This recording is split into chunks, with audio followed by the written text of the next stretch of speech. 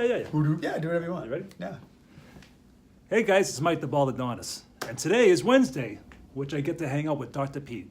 And as you guys know, on my channel, I talk a lot about eating healthy, prescription medications. But today, I want to talk to Dr. Pete about over-the-counter medications and what some of the side effects of taking these type of medications. So on that note, I'm going to give you guys Dr. Pete, and he's going to explain some things to you. All right. Thanks, Mike. You're welcome.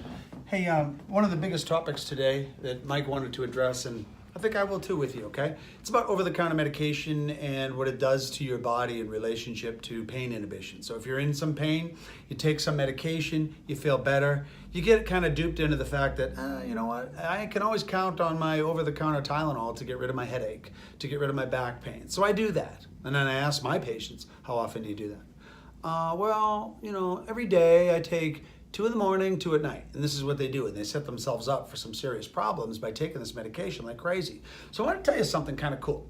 I'm going to give you a little bit of like a biochemical profile. I'm going to bring you back to school. And if you never had any biochemistry, hang in there with me, because all of this is very, very important. And some of the words that I use might sound like they're really over the edge, but that's how the world, at least the scientists, talk about it. You might as well learn our terminology if you're going to make better choices for yourself. So I want you to think of this. Let's say that you have a bad back and you have a lot of pain.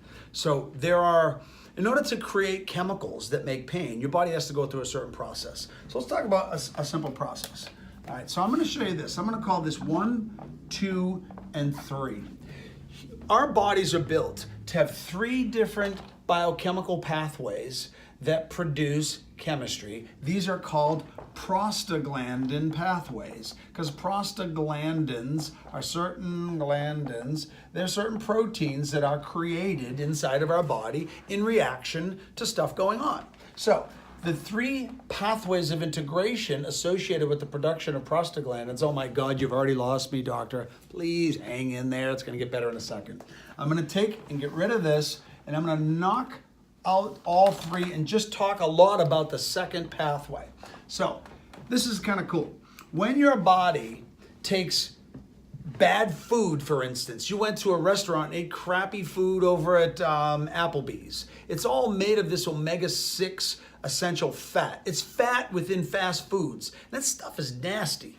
Ultimately, I'm going to put down as fast food, FF, okay? Because I don't want to go too much into that chemistry. Then the fast food's going to produce something called a COX-2 enzyme. Didn't think you were going to learn chemistry today, but you are. A COX-2 enzyme, the name of COX-2 is called cyclooxygenase 2 enzyme. And if you create this, you will also create the next step, which is AA, and that's not for Alcoholics Anonymous, that's for arachidonic acid. Now, us as scientists, we know when we hear these 2 terms, COX-2 and arachidonic acid, we know what's coming next. It's pain chemicals. Now, if you have been somebody who went to Harvard and it's been a long time since you studied the chemistry, then you'll know this as PGE2, prostaglandin E2. If you watch enough TV, you see that they always say about leukotrienes when they're talking about allergic sensitivities. You probably would know a lot of the stuff that I'm telling you right now, but let's just remember this. We want to focus on the fact that inside of your body, when your back hurts, you're producing COX-2 enzymes. Arachidonic acid is the next thing, and you produce the pain chemical. So you decide to take Advil, ibuprofen, something over the counter. What do those medications really do? What they really do is they go up here to the COX-2 enzyme and they inhibit it. They cause the inhibition of the production of COX-2 enzyme. That means the arachidonic acid production goes down. That means the pain chemistry diminishes, and you suffer less.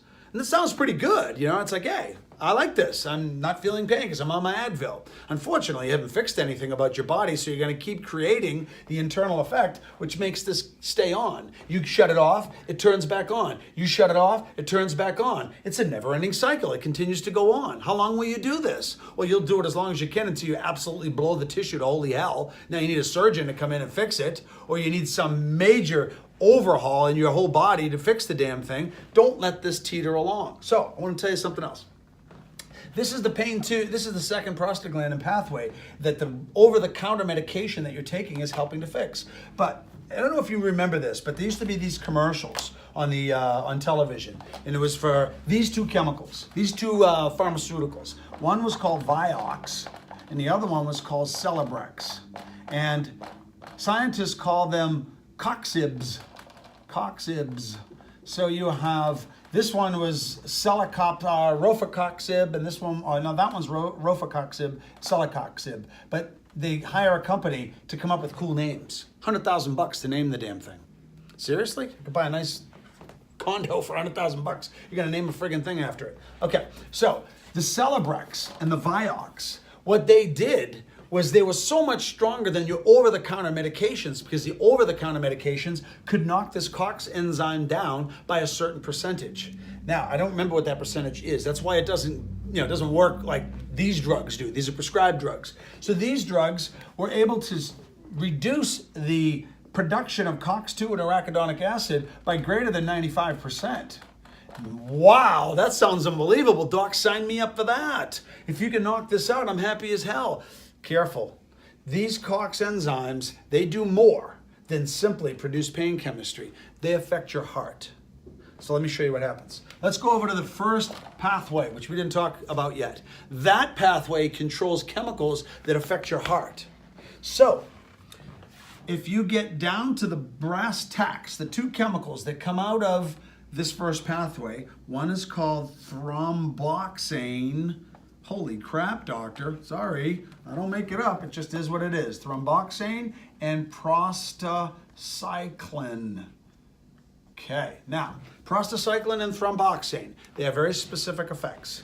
What the heck does the COX-2 enzyme have to do with them? COX-2 enzymes, they actually they stimulate the production of prostacyclin. Okay, the hell's that mean? Oh, prostacyclin dilates your blood vessels and draws blood to whatever you need it to go to. We need prostacyclin to dilate the blood vessels around your heart more than anything else. So, if we were to knock out COX enzyme with these drugs, over the counter, or more specifically with these drugs here, these prescribed pills, they're going to remove the COX enzyme. You ain't got a lot of pain. Yay. Unfortunately, it's going to go down here, and you're going to lose the control of prostacyclin, and it's no longer being stimulated. So prostacyclin cannot dilate the blood vessels around your heart. So what's left? Thromboxane. Thromboxane, well, what does that do? The opposite. It actually constricts the blood vessels around the heart and tightens them up. And now what happens? Holy moly, man. Now your heart is dealing with constrictive effects, and you could have a heart attack from this or a stroke. Well, did this ever happen, Doc? Yes, it did. How come? Because the companies that produce Vioxx and Celebrex, they told the feds, well, you know, we don't have the cardiovascular controls or trials just yet, but don't worry, they'll be fine. We'll give it to you in a couple of months. And the FDA said, okay, everything else looks good, then let's go with it. Well, something went wrong, of course, as it usually does, because what they didn't do is they didn't explore this pathway very well. They didn't realize that when they knocked out the COX-2 enzyme, that they were going to knock out your ability to produce prostacyclin, and you can't dilate your blood vessels, so they'll constrict. How many people were affected by this? They tell us it's greater than 160,000 people either had heart attack or stroke from messing around with these drugs, which affected pathways over here. If you didn't know this pathway existed, that COX-2 enzymes also control the blood gases that are able to control dilation or constriction of the vessels around the heart, hey, everything looks great. Until you'll see all these people getting maimed and dying. It's like, what the hell's going on? Then the trials come through and they went, oh my God, we've been killing people. Yes, of course we have. But guess what? This is what really should piss you off, because it pisses me off. They go back to the company, to Vioxx. I think it's Merck. Merck was them. And they fine them billions of dollars. I think it was like greater than $5 billion. They fine them. And you know what Merck says? What do we care? We just made $15 billion.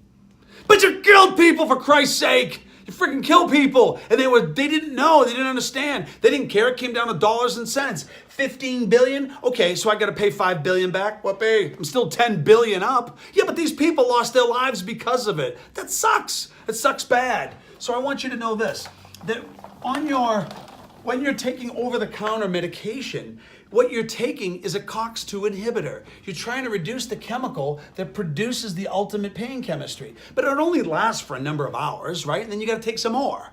And then you got to take some more a few hours later because it keeps being broken down by the liver. Now, there is a, I want to talk about something simple. You guys know this one, Tylenol? Yeah, I take Tylenol. Ooh, Tylenol's bad. And then you have, what's the other one? Advil? No, not Advil. The Naproxen one, Aleve. Okay, I gotta tell you this. This is really funny. Talk about toxicities. By the way, every time you take these drugs and you're trying to inhibit the COX-2 inhibitor, you're messing around with the genes. You're trying to slow down the production of a specific enzyme. You already know it, COX-2. You're trying to slow it down. How do you inhibit a COX-2 enzyme? You reroute the genetics. So the medication affects the genes. So now, Aleve and Tylenol have been a long-term battle with each other. How many Aleve does it take to be better during a day? Don't they tout this all the time? Just one little Aleve does a nice job. One little Aleve, hey, one little Aleve. And how many of these? Well, how about 8 of these per day? So which one you want to take, 1 or 8? What do I want to take? Neither, because I don't take anything for pain. Nothing. I just grin and bear it. Pain is a signal that says, hey doc, something's wrong. You better get back to fixing the problem. Don't try to shut me off. So Tylenol and Aleve are battling it out. Tylenol says, you kidding me? One of your drugs is so goddamn toxic that you can only take 1 every 12 hours. That's why.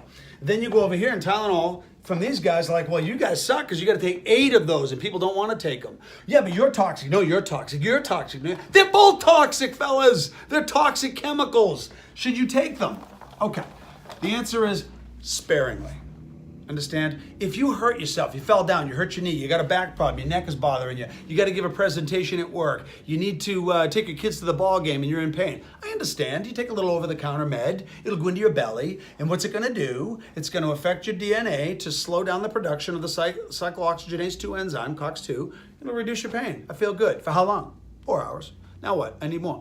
How come? Because it wore off. So you're going to take more and take more and take more. You need to be careful though, because your stomach is going to become damaged from that chemistry. And that causes a term that we know as this. We call it gastropathy. And anything opathy means bad, like a pathology. Gastropathy means that your stomach is getting its ass whipped from the over-the-counter medication that you keep taking. Now you have internal bleeding in your stomach, which is mild at first, but it causes digestive problems, and now you can't digest your food and make energy. So you're tired, and you're fatigued, and it messes up your liver, which screws up your thyroid just a little bit. You go to your doctor, they run a thyroid panel, they put you on pills for thyroid problems when that ain't the problem. You're taking over-the-counter medication for something else that's hurting. You have to really use your head when you take over-the-counter pain medication. Take it transiently, meaning only a little bit at a time, knowing that that which causes your pain, you're going to fix it. You're going to make it better. If you make a trip to the chiropractic neurologist, I will show you how you've damaged your system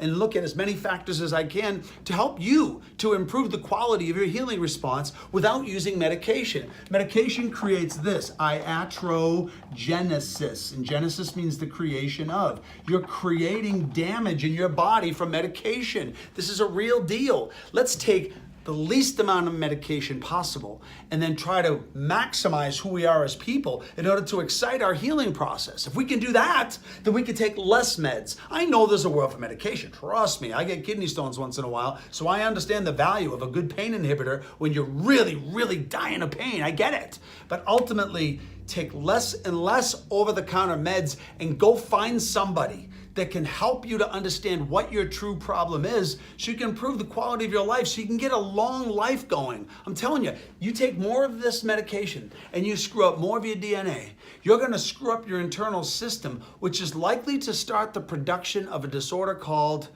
autoimmune disorder.